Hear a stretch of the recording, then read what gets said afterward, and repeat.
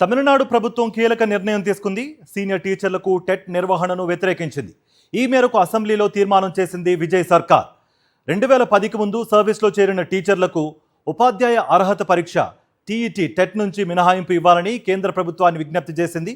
Senior టీచర్లకు ఉద్యోగ భద్రత అవసరమని పేర్కొంటూ తమిళనాడు పాఠశాల విద్యాశాఖ మంత్రి రాజ్మోహన్ అసెంబ్లీలో తీర్మానం ప్రవేశపెట్టారు. పాత ఉపాధ్యాయులకు టెట్ తప్పనిసరి చేయడంపై ఆందోళనలు వ్యక్తమవుతున్నాయని తెలిపారు. సీనియర్ టీచర్లకు టెట్ నుంచి మినహాయింపునిస్తూ విద్యా హక్కు చట్టంలో సవరణలు చేయాలని తీర్మానంలో కేంద్రానికి విజ్ఞప్తి చేశారు.